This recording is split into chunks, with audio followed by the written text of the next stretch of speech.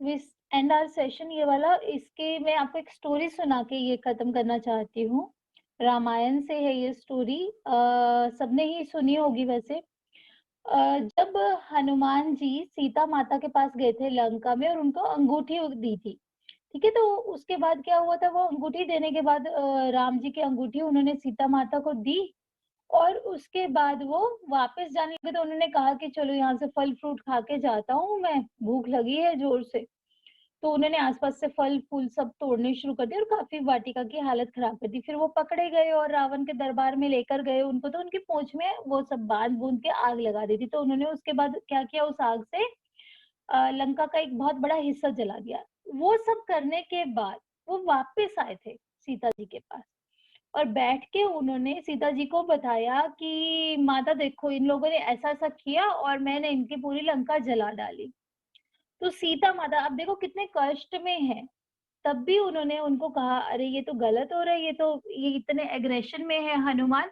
तो उन्होंने कहा, अच्छा हनुमान बात सुनो, तुम आओ यहाँ बैठो, तुम्हें मैं एक कहानी सुनाती हूँ। इतनी मतलब जब सीता माता की अपनी खुद की सिचुएशन बड़ी खराब थी, वो वहाँ पर कितने सालों थे से थी, भगवान राम जी का इंतज़ार कर रही थी।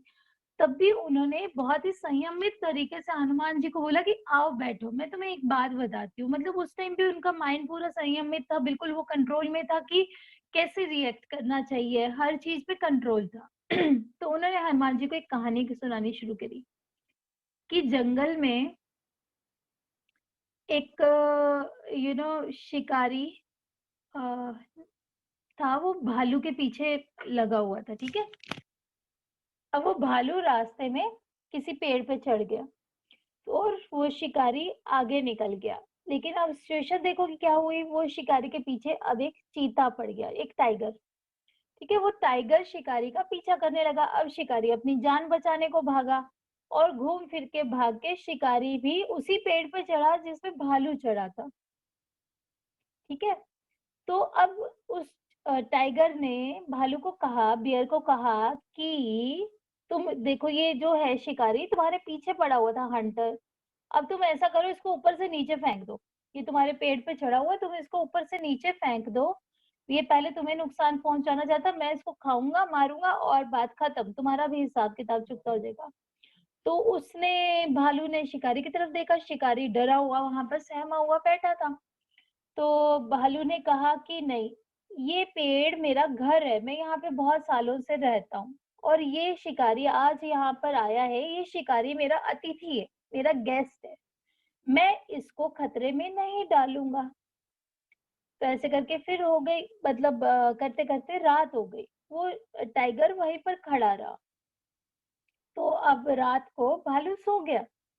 तो इसने टाइगर ने क्या किया, अब उस शिकारी को बोला, हंटर को बोला कि अच्छा सुन, मैं तेरा पीछा छोड़ देता हूँ, तू एक काम कर, इस भालू को नीचे गिरा दे जरा। ये भालू को नीचे गिरा दे, मैं इस भालू को खाऊंगा और चला जाऊंगा। अब वो शिकारी ने क्या किया कि कहता ठीक है चलो, मेरा पीछा छूटे सही, मुझे क्या मतलब है। उसने उठाकर भालू को ऊपर से नीचे गिरा दिया। अब भालू गिरा नीचे, तो अब टाइगर ने उसको बोला कि देख, जिस इंसान को तू बचाना चाह रहा था, उसी इंसान ने तुझे नीचे गिराया है। अब तो तू जा ऊपर और उसको फेंक नीचे वापस, ठीक है? तो वो पता है उस भालू ने क्या कहा? उस भालू ने कहा कि ये इंसान नीचे गिर सकता है, ये अपनी वैल्यूज से, अपने करेक्टर से नीचे गिर सकता है, बट मैं अपनी वैल्यूज, अपने करेक्टर से कभी नीचे नहीं गिरूंगा। मैं अभी भी, ये मेरा गेस्ट है, मैं इतना लो कभी नहीं जाऊंगा कि अपने गेस्ट को मौत के मुंह में धकेल दूं। तो एक तो पहली बात है कि तब हनुमान जी ने समझा कि भाई हाँ, हमें अपने बिहेवियर पे, सामने वाला कुछ भी करे, हमें अपने बिहेवियर पे कंट्रोल रखना चाहिए। बिकॉज जैसे हम रिएक्ट करेंगे, जो भी हम कहेंगे, जो भी हम वो बोलेंगे, वो सामने वाले के बारे में नहीं, हमारे बारे में बताता है ना? तो हमें अपने आप से, जो हमारा लेवल है ना, स्टैंडर्ड है हमारा एक लाइफ का, हमारी जो पर्सनैलिटी, उससे लो, हमारी वैल्यूज है, हमारा कल्चर है, उससे लो हमें कभी नहीं जाना। तो हम जब लोग हायर आइडियल्स रखते हैं, अपने गोल्स हमारे हाई होंगे, तो ये एंगर जैसी फीलिंग्स ना बड़ी लो हो जाएंगी। हमेशा अपनी लाइफ का पर्पस क्लियर हो। सपोज जैसे मेरी लाइफ का पर्पस क्लियर है मुझे कि हैप्पीनेस है। अगर मैं हैप्पी रहना चाहती हूँ, मेरे पास ये एक हायर गोल है, तो मैं बहुत बार होता है कि गुस्सा करती नहीं हूँ, अवॉइड कर जाती हूँ बिकॉज़ वो मेरे गोल के बीच में हिंड्रेंस है। एंगर एक बहुत ही लोअर प्लेन पे काम करता है, लोअर लेवल की चीज़ है और हैप्पीनेस एक बहुत हायर लेवल की चीज़ है। जब मैं उस हायर लेवल पे रहना चाहती हूँ तो I just ignore this anger. जो भी सिचुएशन मेरी लाइफ में इस एंगर को अराइज करती है, वो उसको इग्नोर कर जाती हूँ। लेट इट बी यार, मेरे को परेशान नहीं होना है, मुझे दुखी नहीं होना है, मुझे मतलब गुस्सा नहीं करना है। मुझे क्या करना है, मुझे खुश रहना है, मेरा गोल क्लियर है। जब हम लोग हायर अपने गोल्स रखते हैं, हायर आइडियल्स रखते हैं, तो फिर ये छोटी जो पेटी-पेटी चीज़ें हैं ना, गुस्से जैसी, ये अपने आप से इग्नोर हो जाती हैं। और एज़ अ लेडी मैं आप लोगों को एक बहुत बात कहना चाहती हूँ। जैसे सीता माता ने वहाँ पर बहुत ही तरीके से, मतलब इतने बैलेंस उससे रिएक्ट किया, तो दैट वाज़ डिविनिटी। तो as a lady, rise from femininity to divinity, ठीक है? फेमाइन नेचर से अपने डिवाइन नेचर तक जाओ, ठीक है? तो मतलब कहीं न कहीं ट्राई करना, अपने आप को डिवाइन से जोड़ो। कुछ ना कुछ मतलब ऐसा अपनी लाइफ में करो कि हम लोग धीरे-धीरे, धीरे-धीरे अपने जो फेमिनिन नेचर है उससे डिवाइन होते चले जाएँ। अपने आप को डिवाइन बनाओ। अपने अंदर इतनी वैल्यूज़ लेके आओ कि ये चीज़ें हमें असर ही ना कर पाएँ। सो राइज़ टू डिविनिटी। मैं मतलब ये चीज़ बहुत जगह वो करती हूँ कि फेमिनिटी से हमें डिविनिटी की तरफ जाना है। लाइफ का पर्पस सोचो, क्या है लाइफ का पर्पस? सिर्फ ये डेली के काम-काज में नहीं लगे रहो। एक बार बैठो, अपनी लाइफ के बारे में सोचो, अपने पर्पस के बारे में सोचो, लाइफ क्यों दी है भगवान ने, वो सब सोचो। तो आपको यहाँ पर जो छोटी-छोटी बातें होती है ना, बहुत बहुत माइनर हो जाएँगी, आपके लिए बहुत पेटी हो जाएँगी। एंड देन बेसिकली मतलब ये सब प्रैक्टिस करके ही हम लोग बहुत, जो हमारा गोल हमने रखा था ना, ट्रांसेंड कर पाएँगे उसे। चलो, विद दिस आई एंड। अगर आप लोगों के पास टाइम है तो I want to take a session आप लोगों का हिप्नोसिस का। अगर नहीं है तो मैं नेक्स्ट टाइम के लिए हम लोग ये सेशन रखते हैं। बताइए क्या करें? मतलब आई नीड 15-20 मिनट्स फिर उसके लिए। मेरे पास तो है टाइम, बाकी मुझसे पूछ लो। सब बताएं, नहीं तो अगली बार हम लोग वही मतलब इसको एंगर को रिलीज करने का सेशन करते हैं नेक्स्ट क्लास में। पूरा टाइम नेक्स्ट ही टाइम हम दीदी। नेक्स्ट टाइम है दीदी, ना? नेक्स्ट हाँ, टाइम क्योंकि सही। अभी सबको, नेक्स्ट टाइम। हाँ, अभी सबको ही हरी रहेगी, तो फिर सब बैठ भी नहीं पाएँगे शांति से। तो मतलब हम लोग नेक्स्ट टाइम क्या करेंगे कि उसको कर लेंगे। अगर आप कोई अपने एक्सपीरियंस शेयर करना चाहते हैं, कोई क्वेश्चन आंसर कुछ पूछना चाहते हैं, तो एक बार वो कर लेते हैं, ठीक है? नेक्स्ट टाइम हम इसी को कंटिन्यू करेंगे, तब सिर्फ सेशन करेंगे, ठीक है? बताओ कोई अपने एक्सपीरियंसेस, कोई आपके क्वेश्चन आंसर हो, कुछ भी जो आपको रेकी से रिलेटेड, अपनी लाइफ से रिलेटेड कुछ भी लग रहा हो कि कोई प्रॉब्लम्स आ रही हैं, तो we can discuss that here. आज वाले के अकॉर्डिंग ही है, क्योंकि हमारी तो बड़ी बहुत पहले बात हुई थी इस रिगार्डिंग कि हाँ जी। एटीएम कार्ड की तरीके से यूज करना चाहिए एंकर। हाँ, तो बिल्कुल मैं वो एक्चुअली क्लासेस भी बताती हूँ। हाँ जी, हाँ जी। तो एक्चुअल में मैं यूज वैसे ही करती हूँ और बहुत पॉजिटिव इफेक्ट है उसका। मतलब उस टाइम ही गुस्सा करती हूँ और वही आपकी बात मैं याद रखती हूँ तब कि हाँ, एटीएम के जैसे यूज करना है तो और उसको भूल जाना। मीनाक्षी, आपने जैसे इतने टाइम तक इसको प्रैक्टिस किया होगा, तो आपकी फ्रीक्वेंसी कम हुई गुस्सा आने की? बिल्कुल, बहुत कम है। मतलब हैं ग्रुप में 1-2 जने जिनको पता है कि मेरे को कितना गुस्सा आता था।